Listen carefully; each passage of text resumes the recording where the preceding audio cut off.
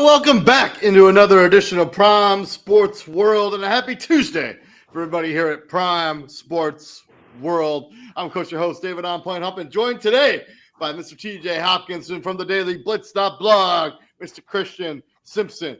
On today's episode of the show, we're going to be talking about Super Wild Card Weekend. We're going to be talking about the coaching carousel that continues to spin, and then we're going to give you our final predictions for who's going to be taking home some hardware in the National Football League.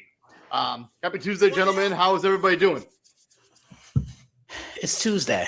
It's another day, but man, ready to break down some playoff football. Like, man, football's at its peak right now. Just with everything that's going on with the coaching carousel. Like you just mentioned, college football playoff resumes this week, Super Wild Card Weekend. I don't know about you, David, but I like this Super Wild Card Weekend round compared to how it was, 15, 20 years ago, where you had the two games on Saturday, you had the two games on Sunday, and that's it. Like, I like how they split it up. The two on Saturday, the three on Sunday, and then the one on Monday night. Yeah. But yeah, let's first talk about the coaching carousel. Breaking news, if you're not aware, so I went to the gym, and when I got back home from the gym, John Harbaugh got fired within the last 2 hours. He had this pretty shocking firing there. And then we also had, obviously, Kevin Stefanski of the Cleveland Browns, Pete Carroll of the Las Vegas Raiders, Jonathan Gannon of the Arizona Cardinals, Raheem Morris of the Atlanta Falcons, and Brian Daboll and Brian Callahan were fired mid-season. But yeah, when I built this graphic, I had John Harbaugh in the safe category. I had to rebuild it. Didn't take much. I just copied John Harbaugh from the safe category to the fired category. Yeah, quote-unquote coaches that are quote-unquote safe. Zach Taylor, Cincinnati Bengals, Todd Bowles, the Tampa Bay Buccaneers, Mike McDaniel of the Miami Dolphins, Shane Steichen of the Indianapolis Colts, Aaron Glenn of the New York Jets. And then I think there's still some interesting, like, postseason pending, how things go for Sean McDermott and the Buffalo Bills and Mike Tomlin and the Pittsburgh Steelers. If there's going to be coaching changes in either of those locations in the National Football League. Let's talk about the people that were fired. Let's first talk about John Harbaugh, because that kind of just happened. What are your thoughts about John Harbaugh getting fired? And then we can get into the rest of them. Not so. Yes and no. I always felt like him and Mike Tomlin and Andy Reid and like those, I think they are the three longest. They were the three longest tenured coaches in their respective locations up until a couple hours ago. I always felt like they earned the right to walk away when they wanted to, right? That being said, Jim Harbaugh, wrong Harbaugh, is John Harbaugh. Yeah, John Harbaugh is like he officially becomes the top coaching candidate. Yeah, I agree. 18 seasons for John Harbaugh, 180 and 113 record. He has a Super Bowl 14 years ago, 2019 AP NFL Coach of the Year. And I also like how this is because and I like how you because if you wanted to add coordinators to this, like this would be a way longer slide, though. You would have to make it a separate slide. Both the guys, like Johnny Morton got fired in Detroit. John Morton got fired. And then both coordinators in Washington got fired or let go of their duties. So I think they expect what's his name to potentially be up for a head coaching job here. I don't really see it. Yeah, I don't really see it, but maybe. And then obviously Mike Eberflus, no longer DC in Dallas. But yeah, I was legitimately shocked when John Harbaugh got fired. I mean, I know that they kind of they're like a heartbreak away from like being in the Super Bowl or like making advancement. I mean, in the last 3 seasons. I mean, if we're talking about if Mark Andrews makes that catch last year, if Zay Flowers doesn't fumble that ball near the goal line 2 years ago, and then if Tyler Loop makes this kick on Sunday night, I mean, they're probably in the playoffs, and John Harbaugh probably isn't out of job. It just, I mean, I don't know how what the rift between him and Lamar Jackson. I don't really want to get into that on this show because I don't think that's really relevant right now. But I I don't think there was a riff. I just think I think that's just a media thing. I think the people have invented that. I just think that it's like shit comes to an end.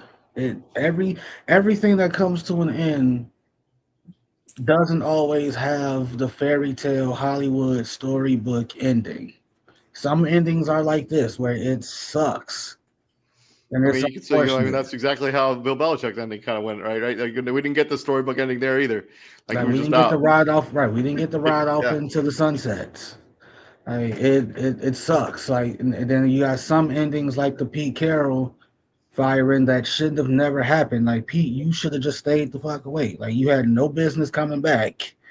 You had no business coming back. Like, you should have just stayed gone. Before we move into those other firings, Christian, you got any thoughts on the John Harbaugh firing? Yeah, I'm not shocked that it happened, but I completely disagree with it because TJ, we talk about this and we've talked about this the last couple of years. And what's the one thing I always ask you? Who's the better? Like, who's out there? Who's the better option? You get rid of, say, Mike Tomlin or John Harbaugh, who do you find that's better than them? Who do you find? And that's whoever I don't even know who the GM is. Listen, look, I know Ozzie Newsome retired, so I don't know him no more. I don't know. Yeah, but you know what? You know what?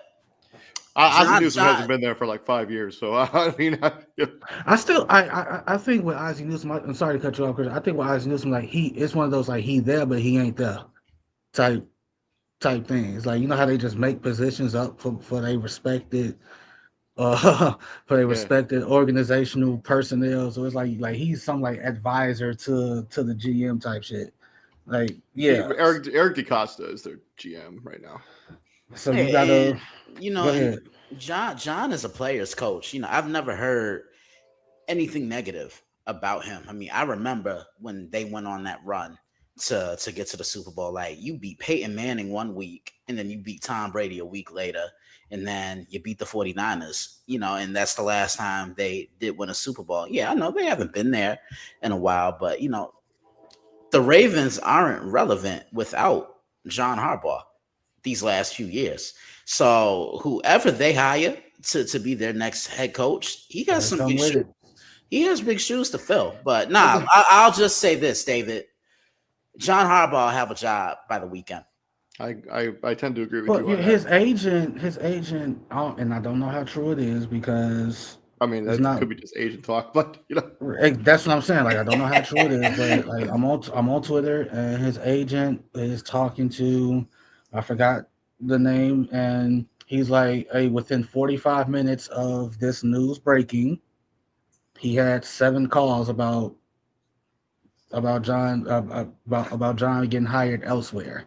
Now the real question is if that's true, if you're John Harbaugh, you're gonna have your pick of the litter. Where do you go? I think the Giants is the best job available. Honestly, I think the Giants, but you know who I think is going to be a dark horse? I also think that Titans job is excellent too. I think he'd be great for the Cleveland job because here's the thing.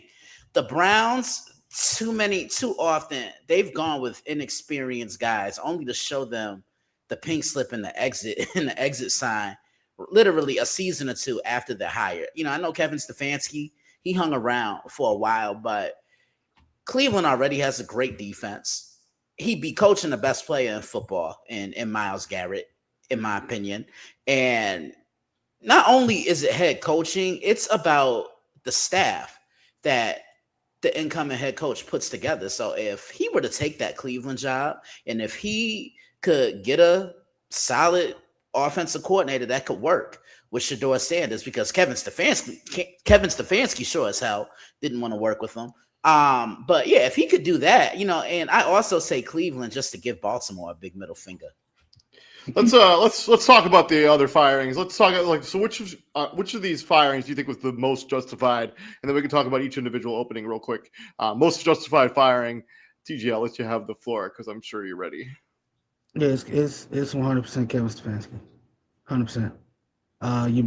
Let's see. You start off the season with 4 quarterbacks on the roster, and of the 4, 3 got first team reps. Malpractice number 1. Malpractice number 2 is with these 4 quarterbacks on the roster, knowing that you weren't going to play one of the 4. We already know Kenny Pickett wasn't going to see no kind of serious action on the field. You come out and just automatically say, "Hey, Joe Flacco's the guy." No, I've been saying it the whole time. You drafted 2 young dudes. The quarterback competition should have literally been from day one between Dylan Gabriel and Shedeur Sanders. That's what the competition should have been. They should have both gotten reps with the ones, equal reps with the ones, and made the best man win. Kevin Stefanski didn't do any of that. I don't want to dive into who wanted him, who wanted who. The GM wanted Shedeur, the coach did it. The coach wanted Shedeur, the GM did it. I don't want to dive into that. It's irrelevant. He's there now. Gabriel's there now. It is what it is. But all this talk about him being a 2-time coach of the year, David, that you like to bring up, and Dan Orlovsky like to bring up, when was that last coach of the year? What year was that? I mean, 2023. It wasn't that long ago. Was it? And then Yeah. since that award, you've gone through 13 different quarterbacks and you've won 8 games. A coach of the year figures that shit the fuck out, regardless of who his quarterback is. If Kyle Shanahan can make Nick Mullins put productive tape out there to get signed elsewhere, you can figure this out. I don't want to hear he needs competent quarterback play. Mike Tomlin won 8 games with a combination of Mason Rudolph and Duck Hodges. Duck Hodges ain't been in the league since. I don't want to hear he needs competent quarterback play. When your counterparts around you make it the fuck work. They make it work. But you need all your ducks in a row to somehow make it work. You not only you sabotaged 2 young dudes, both of them. I know people want to like stick up for Shedeur, but like no, Dylan Gabriel got fucked over in this equation too. Let's be fair, he got screwed over too. So like the notion that Kevin Stefanski is gonna have a job like that, why? Why? What about that situation in Cleveland should justify another team be like, yeah, bring him in. He can make it work here. No, the fuck he can't. I wouldn't touch Kevin Stefanski with a 10-foot pole. Wouldn't touch him. Nothing about these last 2 years in Cleveland should be a confidence boost in him getting hired anywhere else. Nothing at all. Wow, I didn't think you could talk that long. I knew it was coming, I'm going to go Jonathan Gannon. I think he just never really got the Arizona Cardinals really up and running. 4-13 his first season as the head coach, 8-9 his second season, and 3-14. I do understand, they had some injuries there with Kyler Murray, and just had some games that kind of just crazy stuff happened, but yeah. I just never felt like he was. I just never felt like he's better off being a coordinator. I don't think he's going to get another head coaching job. So he was one of them dudes that like I don't understand why he got the job. Like how Christian said. I mean, it was the defensive coordinator of a team that went to the Super Bowl. I mean, that's 1 year. Do it again. Like stop being like. And teams they do that to themselves. Like they just hire whoever's hot. Like, no, you should want to see a bigger body of work. I mean, but we've also seen that scenario also work. I mean, Dave Canales was one year as the offensive coordinator there in Tampa. He gets the Carolina Panthers job. I mean, the jury's still kind of out on that, but I mean, he's done a pretty good job over 2 seasons. Liam Cohen had 1 season as offensive coordinator there in Tampa Bay. I mean, it just seems if you're the coordinator for Baker Mayfield, you usually get some sort of job.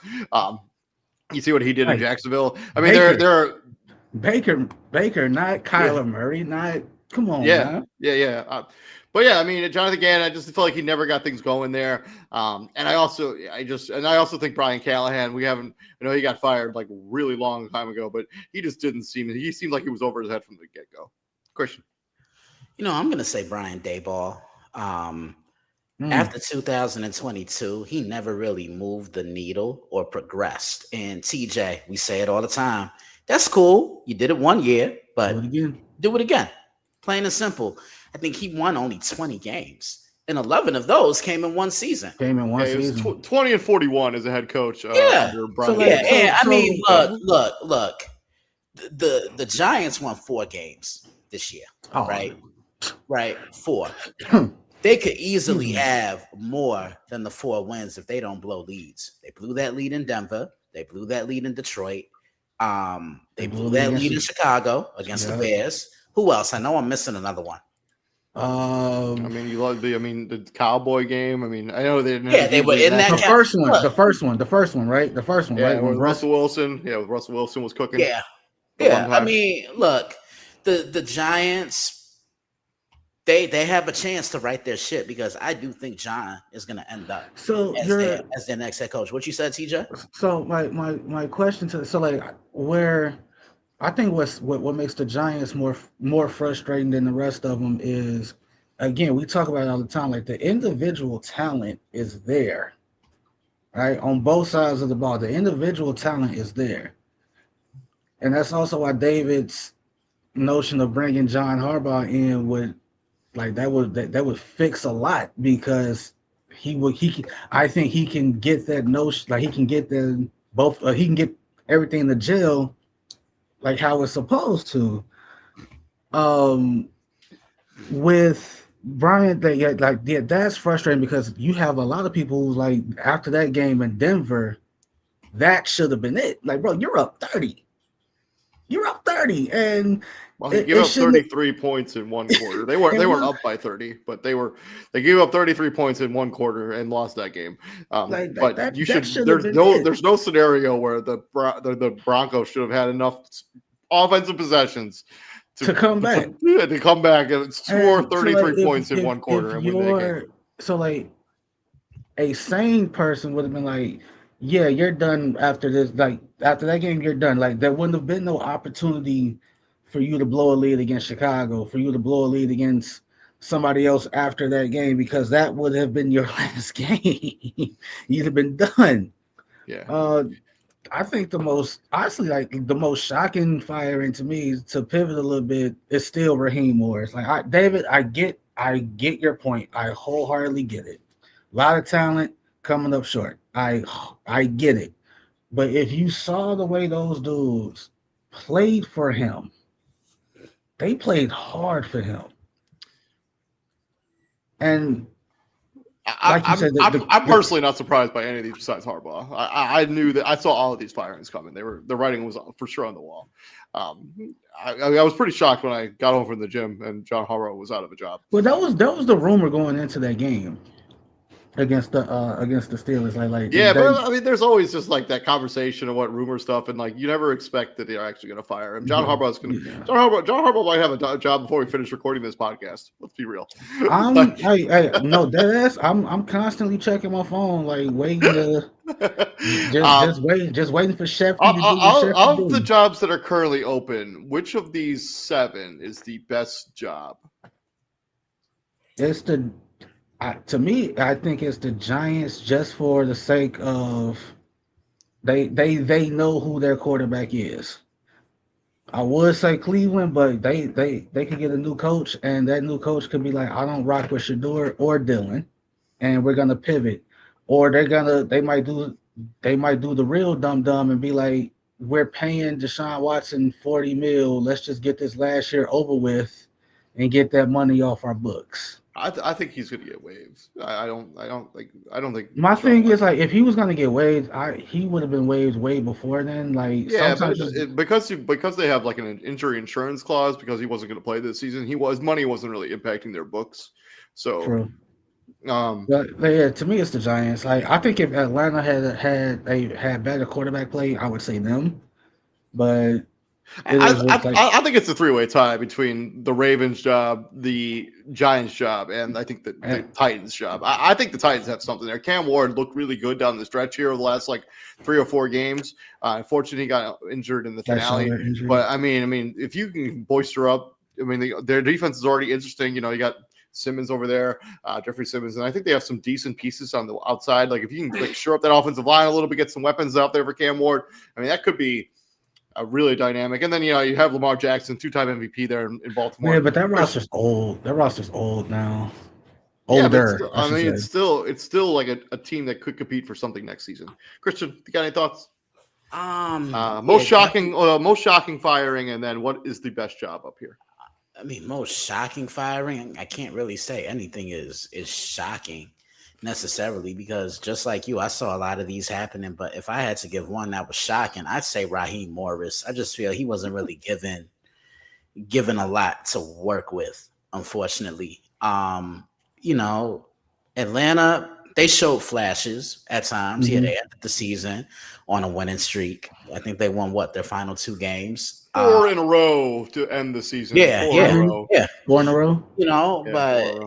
Look, unfortunately, hate to be that guy, but black head coaches just don't get the wiggle room as their white counterparts. I mean, you could go 2-15 one year, and someone who looked like me and TJ not gonna have a job. Do y'all believe in the notion of letting somebody finish the season? Because I really don't. Like honestly, it depends on the severity and the magnitude of the situation. Like, I'll give you guys a perfect example.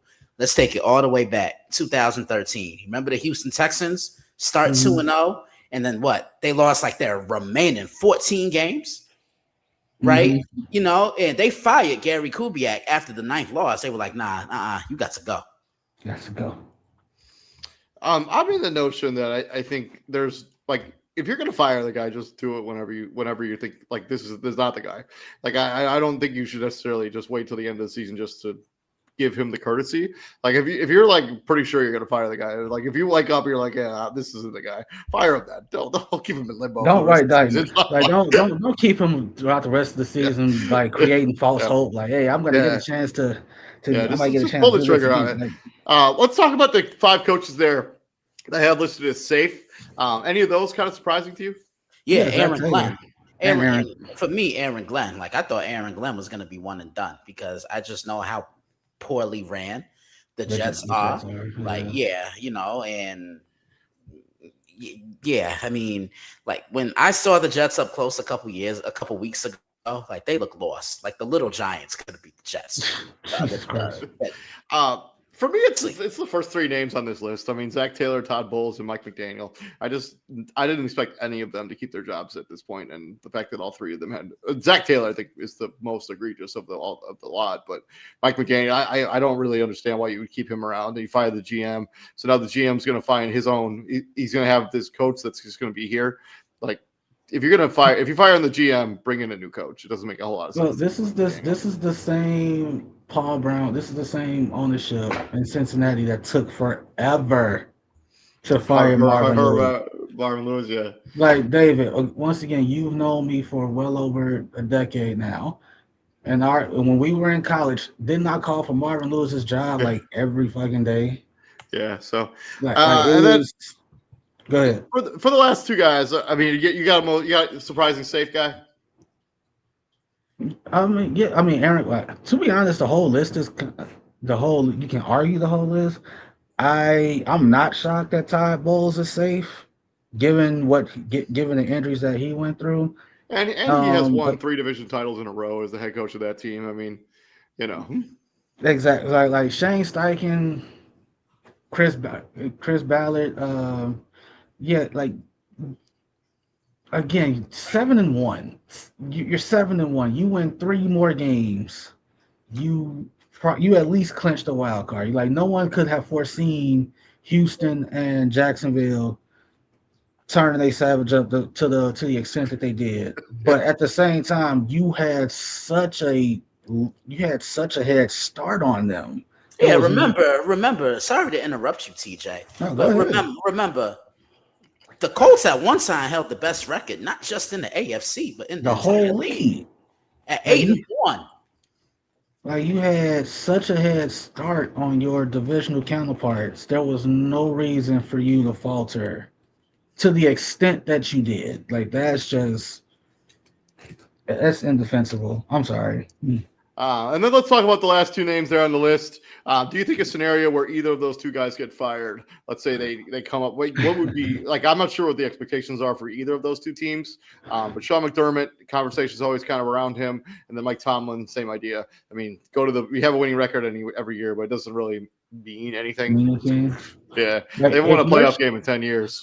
If you're Sean McDermott, like if you go to Jacksonville and it's not close, yeah, you out of that. That conversation needs to happen. You out of there. It's over with. Because I think we've seen that there's certainly a ceiling for a Sean McDermott head coach team. And I mean, if you're John Harbaugh, like, do you want to would you wait to see if like that Bills job becomes open? Like, I mean, like, yeah, why not? I mean, that would be a really high possibility. But I want to say this about Mike Tomlin. You know, it just seems like these last couple of years we always see his name on this list. And after what happened with John, I wouldn't be surprised if it happens. But then again, what have the Steelers really put around Mike Tomlin? Like, think about it. Yeah. Like, I mean, they've been swung in they had the quarterback situation's constantly been in flux. I mean, the defense and the offenses are both getting older. They can't run the football. The offensive line isn't what it is. No, they can't run the ball consistently. Defensively, they're soft like butter. And I mean, yeah. Well, again, what has the Steelers front office done for Mike Tomlin of benefit? You get what I'm saying? Like that's the thing to me right there. So we'll continue following these head coaching situations as the offseason continues to unwind. We'll see how ends up things that would happen. We'll see with these 7 coaching vacancies who ends up getting these jobs. But yeah, moving on into the Super Wild Card weekend, and we start with Saturday afternoon football. We got the Rams and the Panthers going head-to-head. Last time these two teams played was actually earlier this season, and the Carolina Panthers pulled off the shocking upset, 31-28 over the Los Angeles Rams. In what was probably Bryce Young's one of his best games of the season. 15-20 for 206 yards and 3 touchdowns. Matthew Stafford on this day, 18-28, 243 yards, 2 touchdowns, and 2 picks. Blake Corum and Kyron Williams both had rushing touchdowns, and Chuba Hubbard was the leading rusher for the Carolina Panthers. Puka Nacua and Jalen Coker, lead receivers for each team respectively. Mm-hmm. But this is not a regular season matchup down in Charlotte. This is a playoff game in Charlotte. We get the Rams, Panthers. The Rams clinched up the 5 seed as they won, and the San Francisco 49ers fell on Saturday. Christian. I previewed this one yesterday.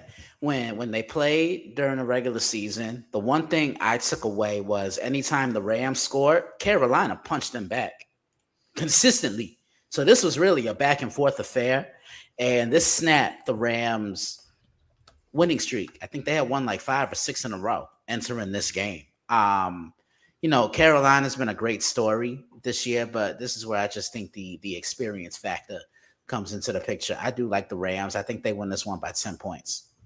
The Rams had won 6 in a row going into this game, and they haven't really been the same since. I know they beat down Carolina and they beat down the Detroit Lions, or the Cardinals, sorry. But they lose 2 games to Seattle and to Atlanta, and then they get a tune-up game against the Arizona Cardinals. Because that's a tune-up game. But you ain't wrong. I'm going with the Rams for one reason only. Devontae Adams. He ain't played that first time. He back this time. He's gonna be playing Saturday. So you can't really zero in on Puka Nacua like you did that first go round because not that it mattered. Puka Nacua still was the leading receiver. And right, and not that it mattered. You are absolutely right. Like Puka Nacua is like, God damn it, I'm him, and him gonna do what him does. He did the Trey McBride. Like he gonna do, like him gonna do what him does. Man, I still And can't believe they caught that on a hot mic, dude. So funny. and that being said, it's this is like would part of me be shocked that the Panthers win on Saturday? A little bit. Like a lot of these dudes, like I can't really think of anybody who's been on the Panthers roster who's had a lot of playoff experience. First off, can you imagine being Brian Burns right now, bro? Like how imagine being Brian Burns right now. Like you were in Carolina for a lot of years and they were not good and they trade you away and you think you're going to a better situation in the Giants and it's just more of not being good. Yeah, give me the Rams. You said the Rams by 10, Christian? Yeah, I see like a 34-24 type of game because I feel this was the game, TJ, where Carolina kind of exposed that Rams defense. Take shots down the field, throw the ball quickly, get the ball to Ted McMillan, a lot of Rico Dowdle, get him the ball in different capacities, hand it off, let him run some jet sweeps, get him involved in screen passes because that neutralizes a pass rush. They can't get home with the ball out your hands. Hmm. Uh, I'm gonna go LA. I'm gonna say LA 31-24. Just looking at their roster here for just a second. The players with playoff experience on the Panthers roster. Andy Dalton, who's the backup quarterback there for Bryce Young. Rico Dowell, who was in Dallas, who got some playoff experience there. Ashawn Robinson, the big nose tackle for this football team. And I don't think anyone else. That's what? So three. Nick Scott. They have Nick Scott. I think he was on that Ram team that won the Super Bowl a few years ago. And obviously your head coach with Tampa Bay. So that's about it. Sam Martin, I feel like that's a guy name that's been around a lot, but he's the punter, so I don't. With all that being said, yeah, I'm taking the Rams. They're just a better football team on paper. I don't know. I know this game is in Carolina, but I don't think it matters. I think the Rams are a better football team. And yeah, I think 10 points victory for them sounds about right. When it comes to this game. I know I think they brought in Damian Lewis and Austin Colbert. Or Robert Hunt, who's on IR now, so I guess it doesn't really matter. But Damian Lewis was in a playoff game at some point. I don't remember where he came from, but yeah, give me the Rams.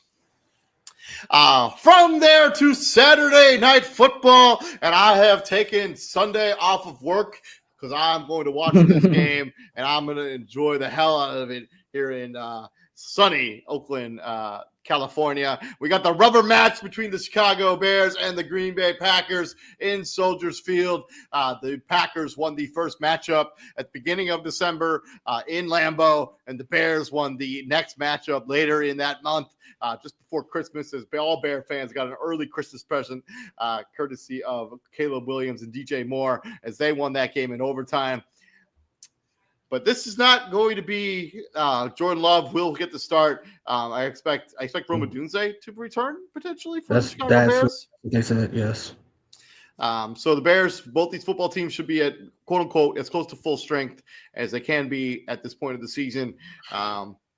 Bears, Packers, TJ, you have the floor. Obviously, I'm running with the home team. I'm being a homer. It's 100% heart over head with this pick. Unfortunately, this is one of those matchups that can go either way, right? Like it's outside. Like the last four matchups have literally come down to the final possession. All right, last year last year field goal block, Green Bay wins.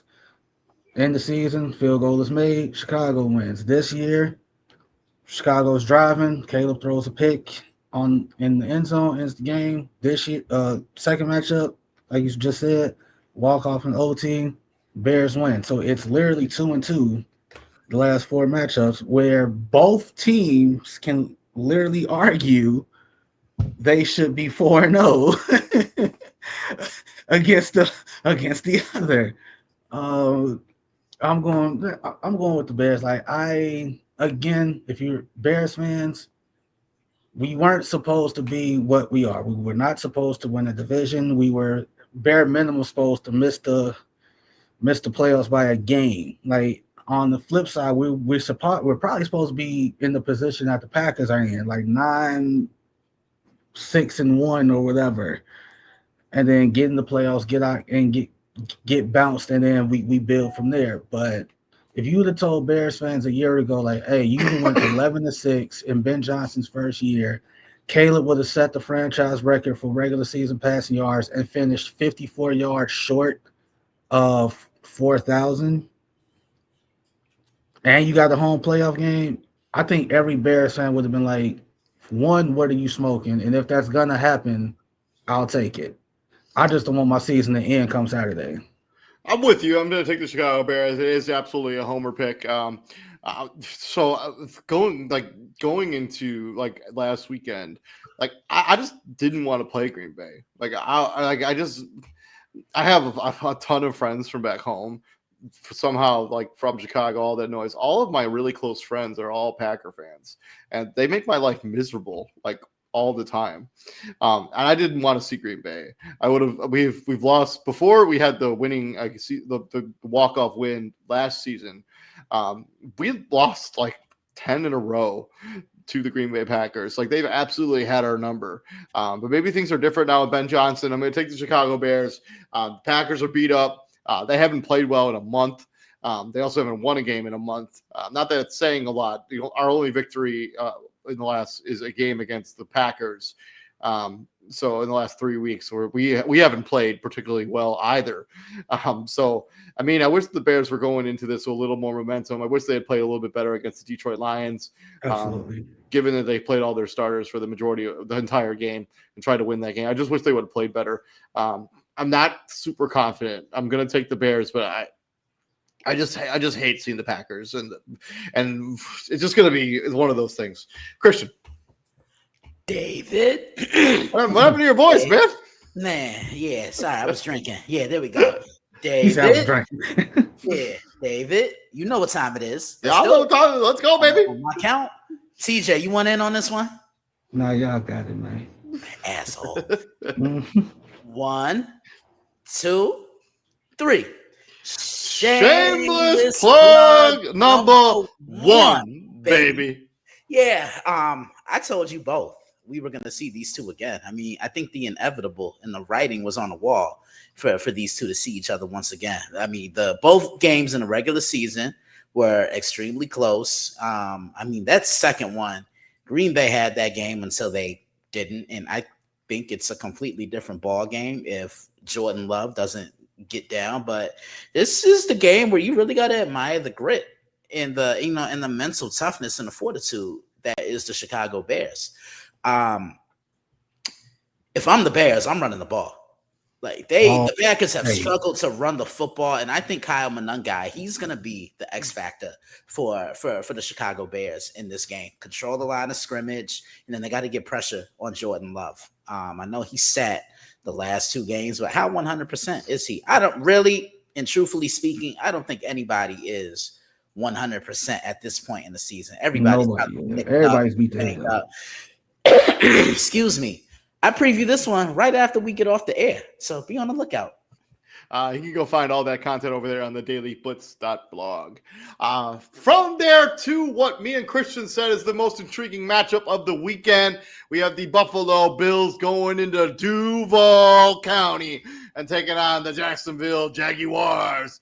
And fun fact about this particular matchup, the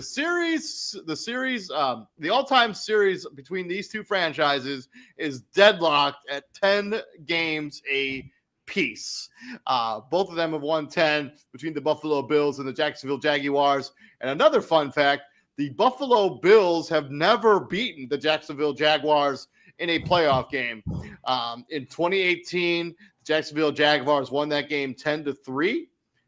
Starting quarterbacks for those franchises, Tyrod Taylor for the Buffalo Bills. Bortles for the Jacksonville Jaguars. And then they played again in 1996, the first time that these two teams ever went head-to-head, and the Jacksonville Jaguars in the playoff, in the wild card game, beat the Buffalo Bills 30-27. Christian, Mark Brunell? going back to 96, can you guys name the quarterbacks? I'm for gonna the say Jaguars? Mark Brunell. Was that Mark Brunell and Drew Bledsoe? No. Not Drew Bledsoe. I'm gonna say Frank Reich. Not Frank Wright either. We have Mark Brunell. No. Not yet.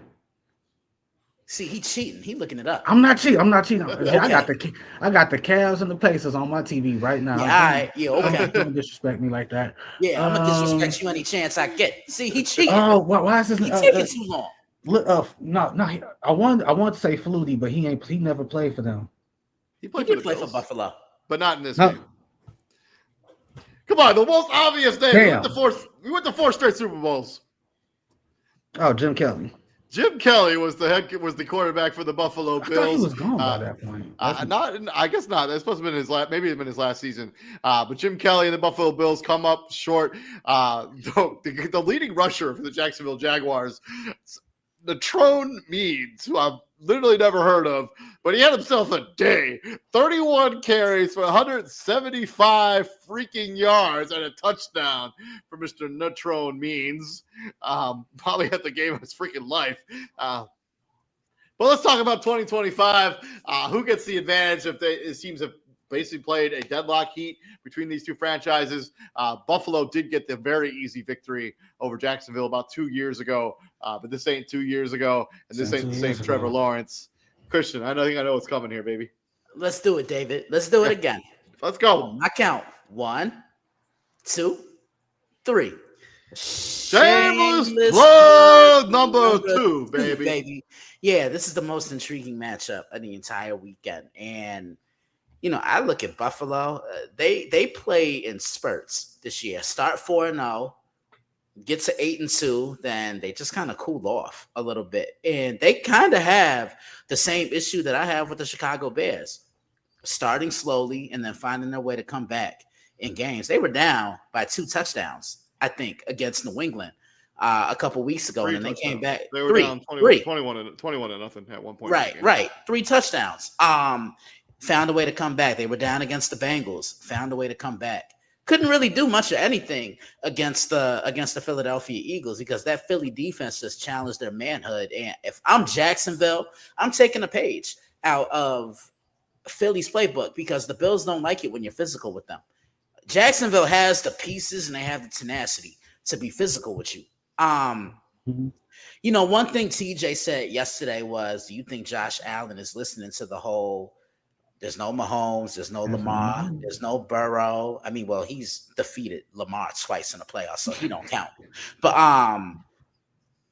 is he listening to that? And I would just say, no, he can't listen to that. He just needs to focus on what's in front of him right now, and that's the Jacksonville Jaguars. I preview this one tomorrow on the site. Be on the lookout. Man, I feel like this is probably the most difficult game to predict of the entire week. Couldn't agree with you anymore, David, because this is a coin flip. This one could go either way. But the thing that's going to concern me about Buffalo is they're going to get away from the focal point of their offense. What do I say, TJ? Let James cook. Let James cook. Plain and simple. Let James cook. You paid him. You gave him that contract extension for games of this magnitude.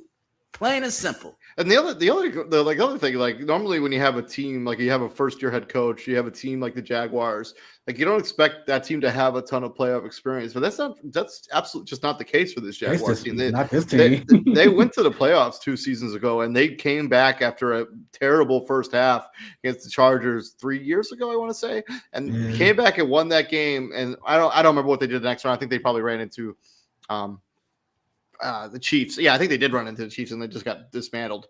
But I mean, this is a playoff team that's been to the playoffs. They've been through the trial and tribulations so far. I mean, this is a really good Jacksonville Jaguar team. And Trevor Lawrence, I mean, this is what you kind of thought you were going to get out of Trevor Lawrence when you drafted him number 1 overall, when he was like the chosen son there for the Jacksonville Jaguars. This is a very difficult game to pick. My heart wants me to take the Bills because I'm a big Josh Allen fan, and I want to see him get a Super Bowl, and I want him to be this season. But my head is telling me Jacksonville, and I'm gonna go with my head. I'm taking the Jaguars. It wouldn't surprise me even in the slightest if the Bills won this game, but I think the Jaguars they're just a really complete football team. I mean, they run the football, Travis Etienne. They got Basil Tootin back this week too. Like the two-headed monster in the running back game. I mean, their wide receiving core is as deep as it gets. I mean, you have Parker Washington, you have Jacoby Myers, you have BTJ. I know he had a down season, but at any point it feels like he could turn it back on. A pretty decent offensive line. And then the defense has been super stout. I mean, Josh Hines Allen. I mean, the secondary has been solid. There's this is a really well built Jaguar team, and I think I'm going to go Jags. It kind of fills me with some pain to pick against the Buffalo Bills because I am a closet Bills fan. But I think the Jaguars are a better football team. I can wholeheartedly see you moving to Buffalo just for the sole purpose of jumping through tables. David, I'm gonna tell you right now, if you bring your ass out here and you jump through a table, don't call me. He will 100% call you. Matter of fact, he will video call you just so you can jump through the table with him. He will do that. Look, and if he asks me, he's like, "Yeah, Christian, can you come up here and jump through a table with me?" I'm gonna give him the Joe Clock. Ain't got to do shit but stay black and die. I think it's also a travesty that this game was the first game on Sunday. Like it's yes and no. Yes and no. In California, this game's on at 10 o'clock. What is that? I mean, it's terrible. But they will get Tony Romo, so that's pretty cool. Hello, friends. Jim Nance here with Tony Romo. It's AFC Wild Card Weekend. He's so disrespectful. He is. Bills. That's how Jim be sounding. And then you got Tony. Yeah, I don't know, Jim. I don't know. I'll take that over Tom Brady every day and twice on Sunday. Yo, listen. Tom Brady. He's not that good in the booth. He's just not that. You just hate Tom. He sounds too robotic in the booth. You just hate Tom. I don't appreciate listening to Tom Brady. Thomas has made your life a living hell. You picked against him so much that you just dug in at this point. That's just what it is. Anyways, TJ, go ahead. No, go ahead, Christian. Go ahead before I go. Look, man, I'll take JJ Watt and Greg Olsen over Tom Brady. So okay, that's fair. That's fair. That's what I think. Greg Olsen. Greg Olsen is the cream of the crop. Greg Olsen. People. Greg Olsen is excellent at what he does. Like he really he should be their number one analyst. Look, I know. I also know another guy. The only reason that Tom Brady is in the spot that he's in is because of his name record. He's Tom Brady. He's not that good in the booth. Like he sounds robotic. Like he does. I don't enjoy it. Look. I know a guy that one of these networks might want to holler at. He live in Jersey, New York area. Got his own blog, contribute for a show. I know a guy. Yeah. All right, TJ, go ahead. It's the amount of narrative / conversations that could be had off of this game is astronomical. If you're Buffalo, we said it earlier with the Sean McDermott thing. Like, if you lose this game, is this it for Sean McDermott? What's the conversation? What's the conversation about Josh Allen now? Usually you run into a Lamar, a Pat Mahomes, or a Joe Burrow, and they send you home. That's not the case this go round. If Trevor Lawrence sends you home, it's Trevor Lawrence and a potential matchup with Justin Herbert, or another potential matchup with Drake May or Bo Nix or CJ Stroud or Aaron Rodgers, right? The top three boogeymen that have plagued your career, your playoff career, that is, aren't there. So if you lose to Trevor Lawrence, the prodigal son, as David called him earlier, that he was anointed as, what's that conversation about you? On the flip side, if you're Jacksonville, Liam Cohen ain't gonna he's not gonna be questioned. He just fucking got there. But Trevor Lawrence, oh man, them conversations gonna be had about you. Mm-hmm. They, them conversations gonna be had about you. Like, are you the guy? Mm-hmm. Are you the guy? Like them, you've been there long enough you've been there long enough for them questions to be asked. Let's be honest, let's be real, let's be fair, call a spade, keep it 100, whatever euphemism you want to use. It's it's there. It's gonna be there. That being said, it's lined up perfectly for Buffalo to cruise to at least the AFC Championship. It's lined up perfectly. Like you beat, like it's just so perfect. Like you almost have to go with Buffalo. It's betting malpractice to not pick Buffalo in this game. Like I'm so serious. So I'm gonna go with Buffalo. Would I be surprised if Jacksonville won? Like you, David? Absolutely not. But give me Buffalo. Moving on from there and swinging back into the NFC, we got two of the powerhouses in the NFC, at least over the last 5 or so years. We got the San Francisco 49ers going into Lincoln Financial Field, the home of the Philadelphia Eagles. These teams have met twice in the playoffs. The first time was all the way back in 1996, when the San Francisco 49ers got the advantage in that game. And then 19 years later, these two teams met in the NFC Championship game. If you remember that game correctly, that is the game where basically San Francisco lost all of their quarterbacks during this game. Brock Purdy suffered an elbow injury, and then they put in Josh Johnson, I want to say, who also got an injury and could not play. And so they put Brock Purdy back in the game, and literally all he could do was hand off the football. Eagles cruise to a 31-7 victory. These two teams have split their matchups the last four times that they've played. It's gone 2-2. So this will be, quote unquote, the rubber match between these teams as they're currently constructed. Eagles, 49ers. Christian. Come on, David. Come on, David. Let's do it.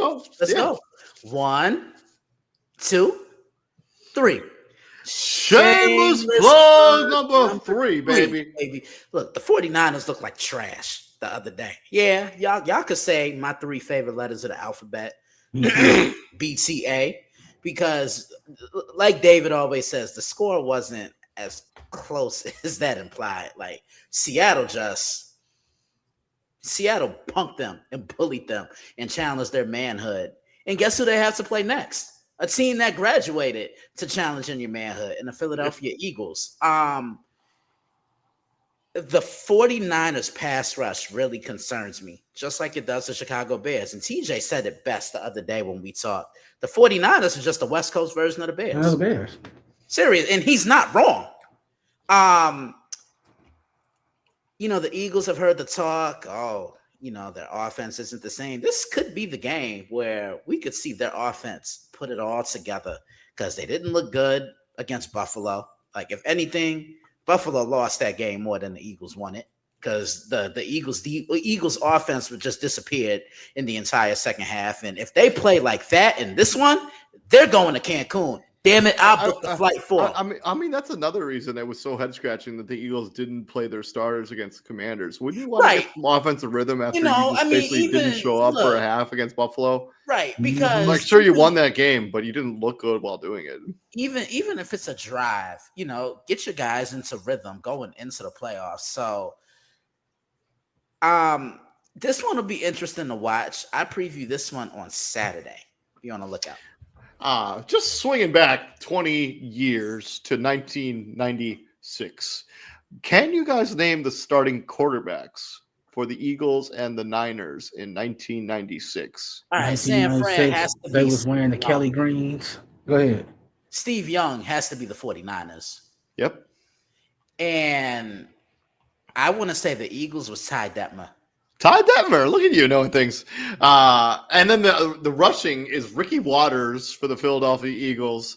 And Steve Young on this particular day was the leading rusher for the San Francisco 49ers. Irving Fryer, leading receiver for the Philadelphia Eagles, and William Floyd had I guess Jerry Rice. They had more yards, so he had 50 yards for and a touchdown. The only touchdown scored in the entire game.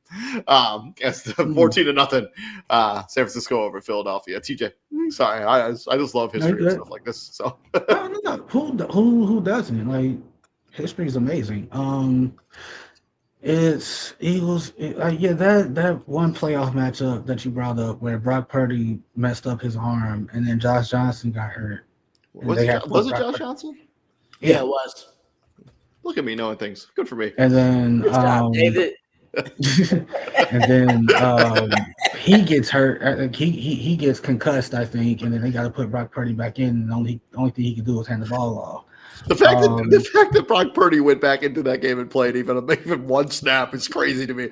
Like, he basically had an elbow. Like, he had to have surgery in the offseason on the elbow. They must have absolutely confirmed, like, hey, you will not do more damage to this arm by playing the rest of this. Like, David, look at what happened. Like, they're like, hey, like, your arm might break off. Like, if you like. And then David, look at what happened after he had the surgery. They go back into Philly in December and put belt to ass. About that, it's the only thing that irked me about that one were the Philly fans that were literally cheering the Brock Purdy injury. Like that's just low class behavior right there. That's what they do. David, I mean, they do that when their own players get hurt. That's what they do. They boo Santa Claus. Well, Santa Claus is a mythical person. So, do y'all remember what Michael Irvin said when he got hurt in Philly? I'm glad it happened there because I got tired of busting y'all ass. That's funny.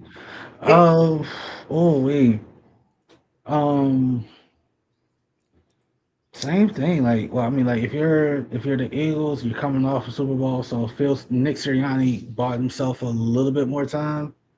But this was not the like championship campaign that I think they thought it would be. Like it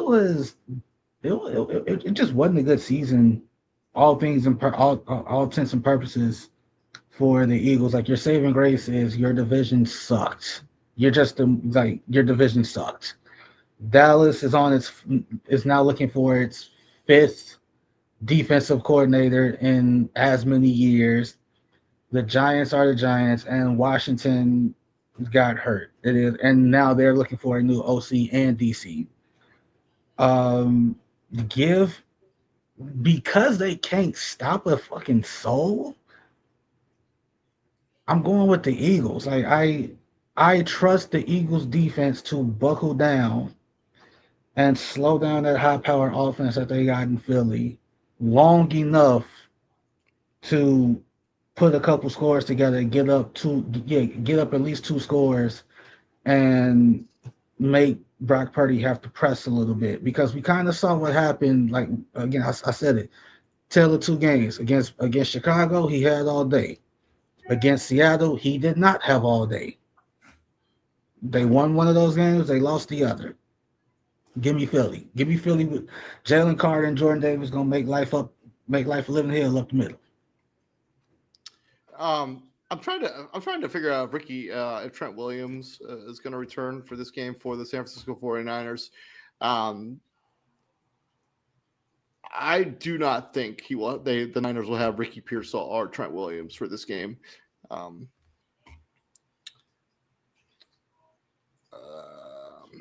That's tough.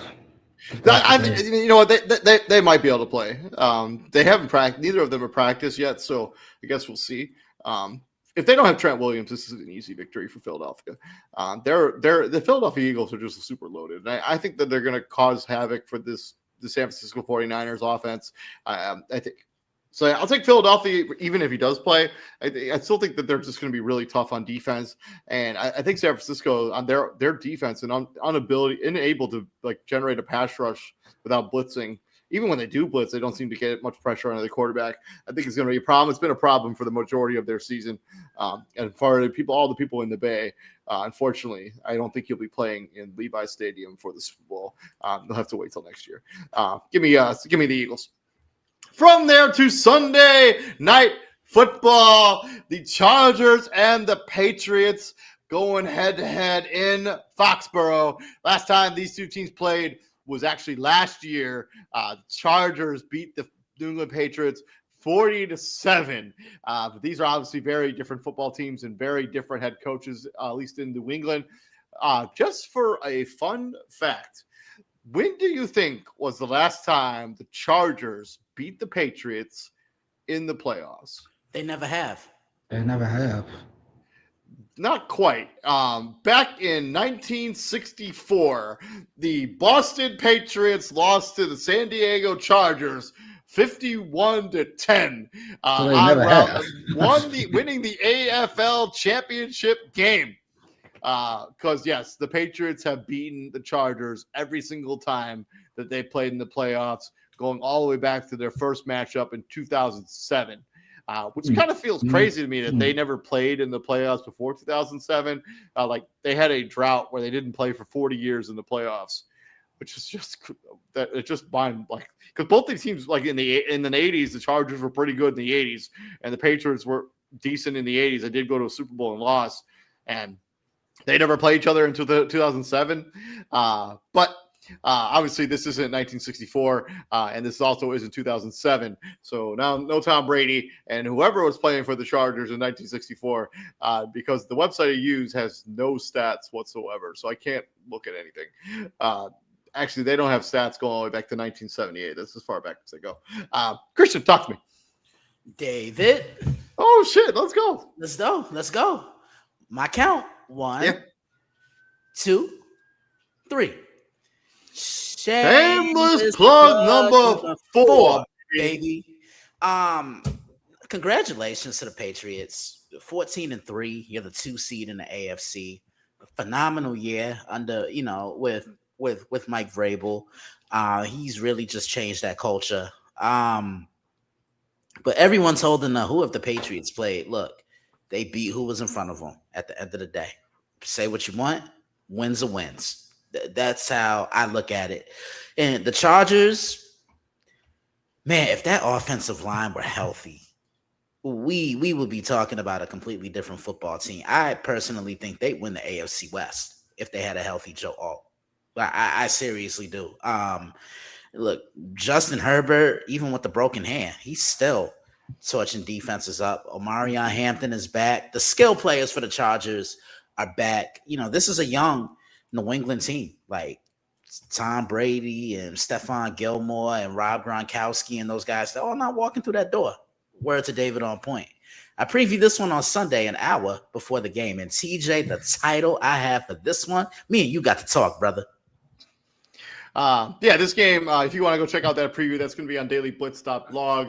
That'll go live at 6 Eastern Standard Time or 7 Eastern Standard Time, whatever math that is. Unfortunately for the Chargers, their offensive line is dreadful. And I don't think it's going to be anything you can fix in 1 week. The Patriots have been able to generate pass rush and generate pressure. It's going to be a tough day at the office, I think, for the Chargers and Justin Herbert. Give me the Patriots. TJ. Chargers. The fact that Herbert's still dealing with that broke hand. I don't like it, but at the same time, it's what can you do? I think the moment becomes too big for Drake May.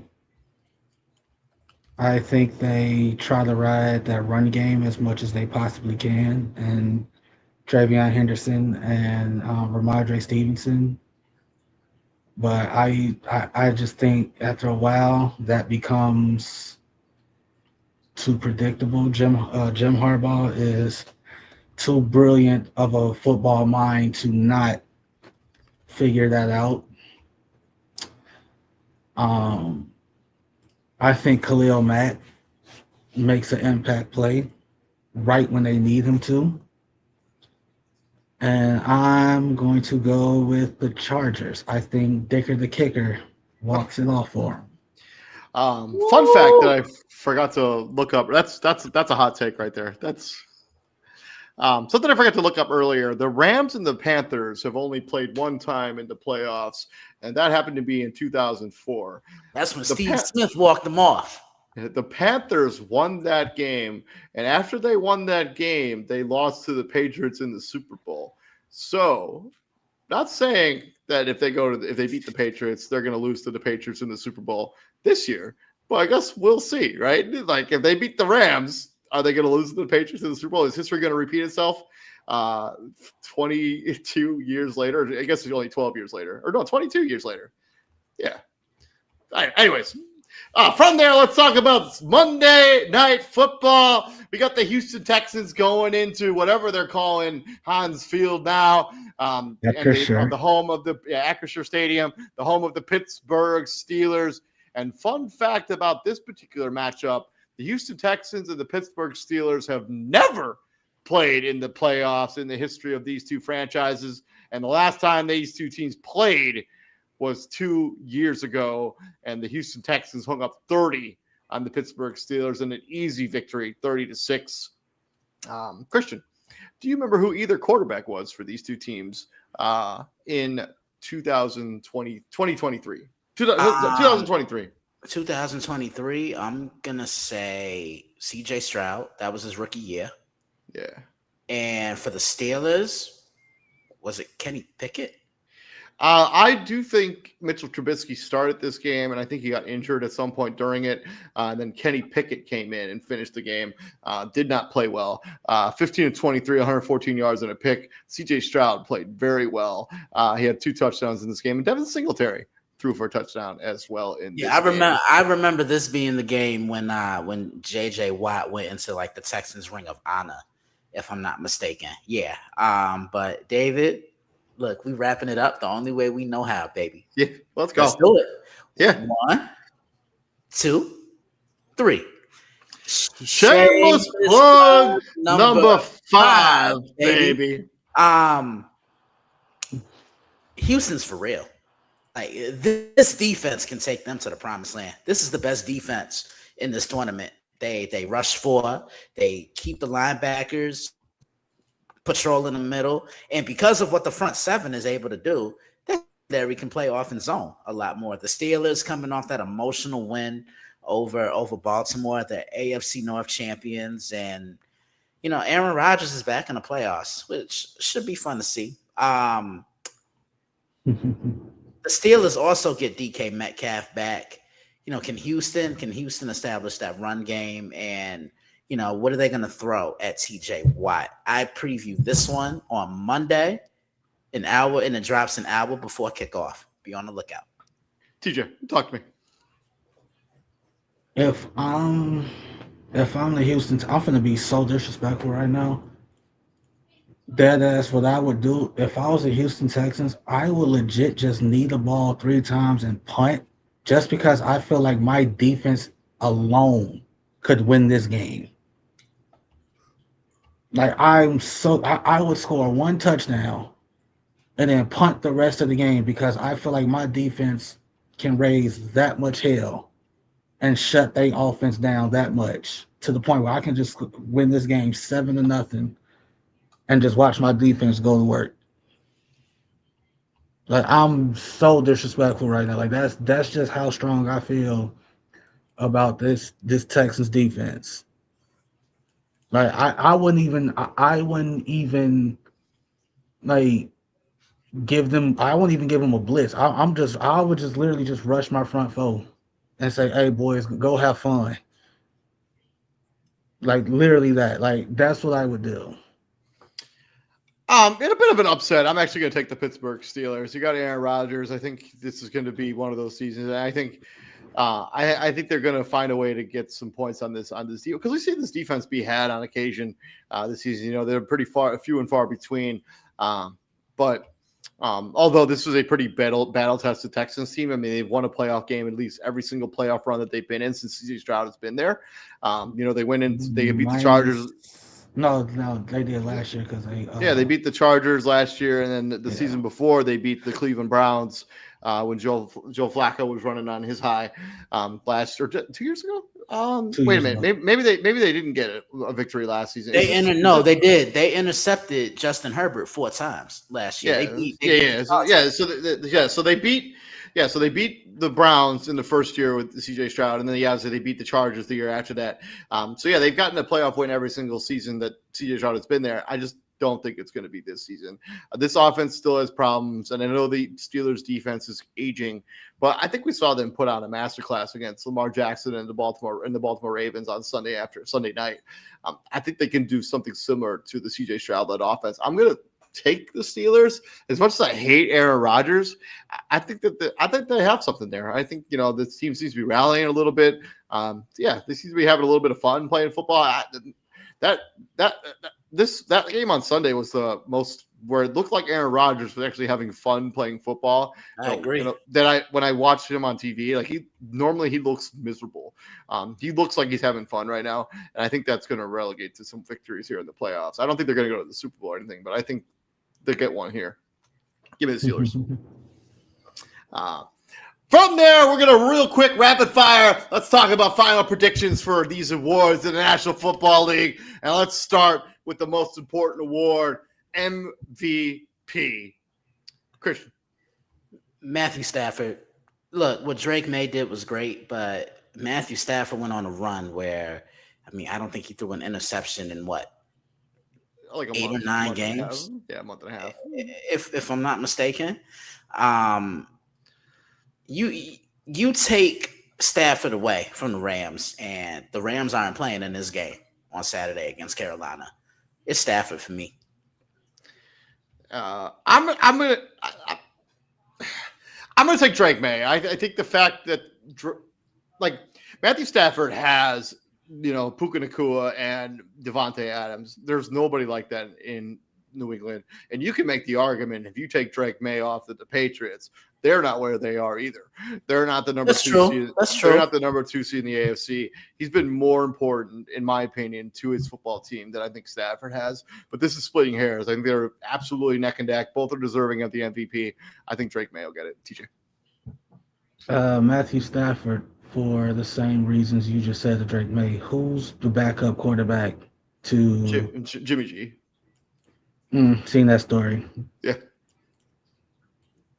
Like Jimmy G had stacked rosters in San Fran, never got close to an MVP. He did go to the Super Bowl one season, but But that's not that's a different story. I know the team won. Yeah. Matthew Stafford. From there to Coach of the Year, and I think it'll be extremely interesting because they only usually invite 4 guys to the ceremony for whatever the various awards are. But I think Coach of the Year is like an award that's going to go. It should be worthy of 6 or 7 deep of all coaches that are worthy of having the opportunity to at least have their name in the running for this award. But when it's all said and done, who's going to be the Coach of the Year? TJ, go ahead. They're gonna fuck around and give it to Mike Vrabel. I'm also going to take Mike Vrabel. I think my prediction of Coach of the Year, Christian. I was on the Mike Vrabel bandwagon since the summer last year, and do I think he deserves it? Yes, but I'm gonna go Mike McDonald because the Seattle Seahawks are the number 1 seed in the NFC after not making the playoffs last year. You win 14 games in your second season, and you quietly went about business. I can say if Mike had got the Patriots into that 1 seed, I think he'd have a better shot at it. But right now, I'm going Mike McDonald. From there to DPOY, it's going to be Myles Garrett.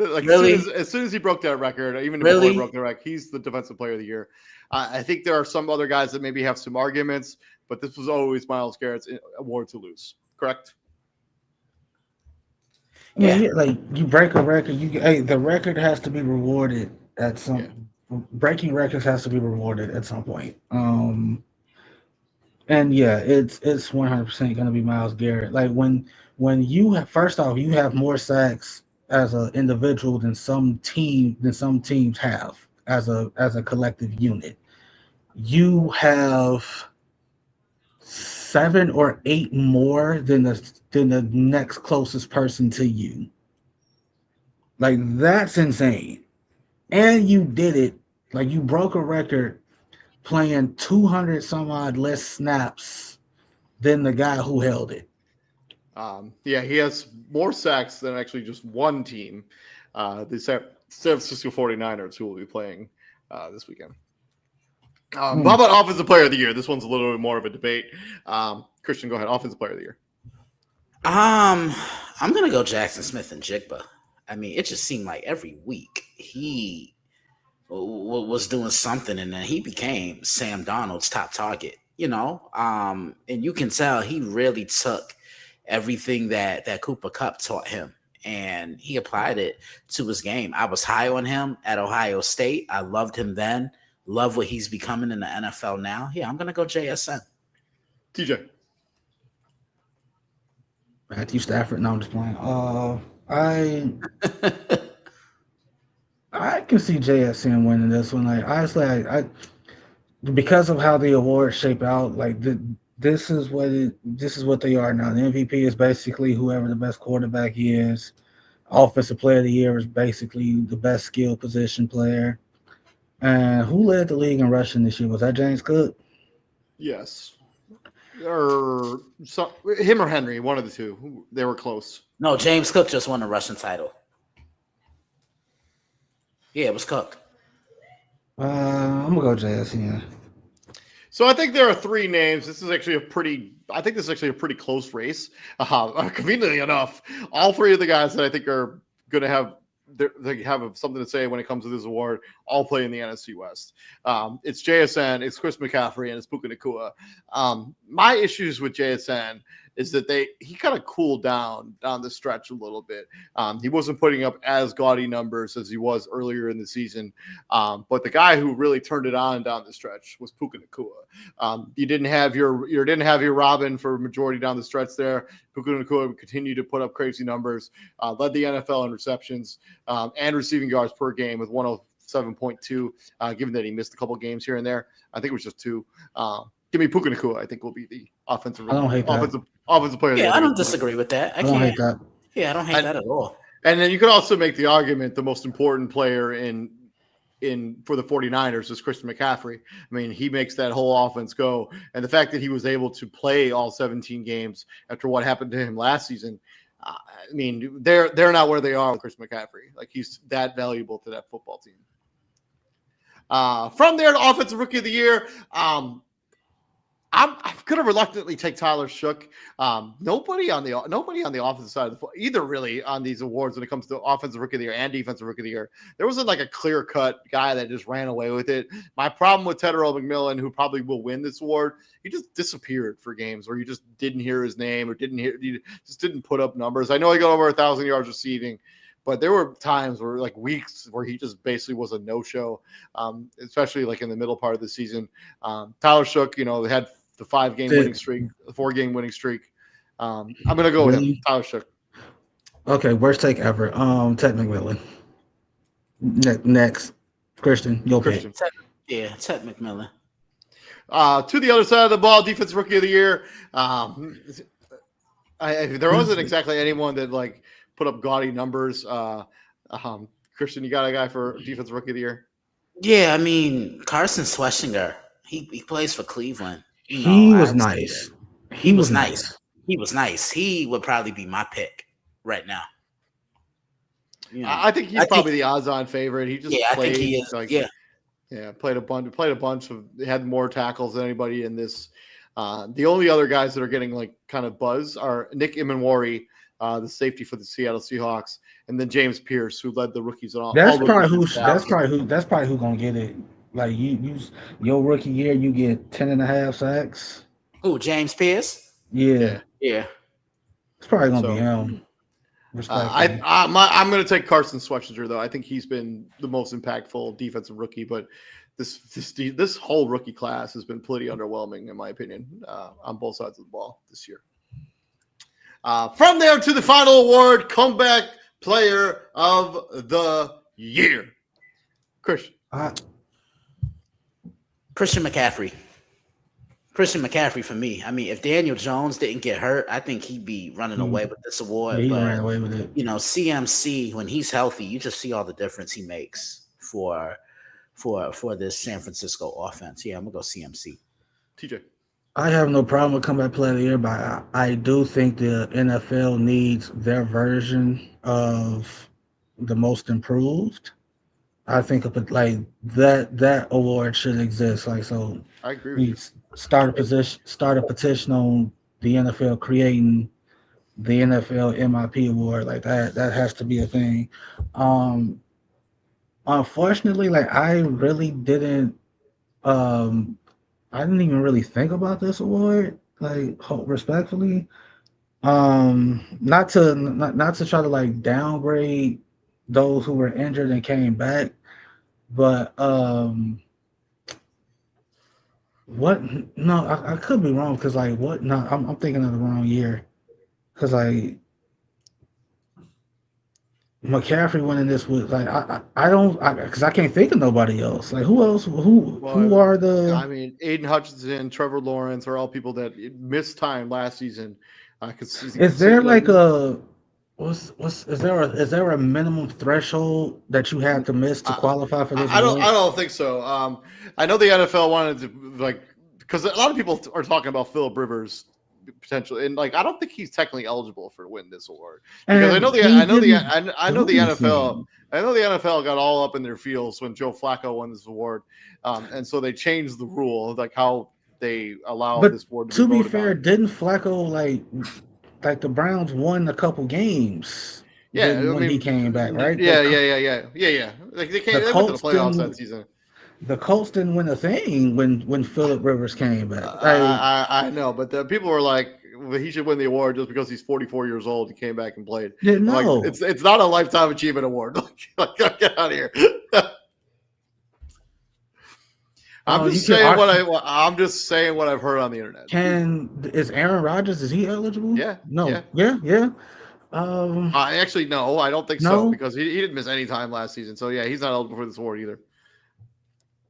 Stephon Diggs is another guy. Dak Prescott who missed some time last season, I think. It's Christian McCaffrey. It's I think it's between him and Hutch, respectfully. And then new this year, they're going to have Protector of the Year award. I'm not sure how they're even qualifying this.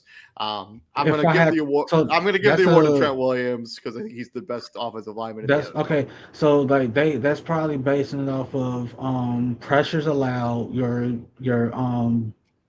like your win rate and whatnot. And I mean, at the end of the day, this is going to be a bunch of writers voting on this, and so they're gonna. If I had like real talk, not being a homer, Drew Dahlman should probably win that award. I'm not even joking. Like Drew Dahlman was fucking phenomenal this season for the Bears. Like you got because think about it. The most sacked quarterback last year was who? Caleb Williams. His sacks he goes from 68 sacks to what, 24, 25? Come on, man. Christian, you got thoughts on Protector of the Year? Nah, not really. I didn't even know they were doing such a thing. Yeah, it's a new award. It's a brand new award. Protector of the Year. Give some offensive linemen some love. They're constantly overlooked every single year.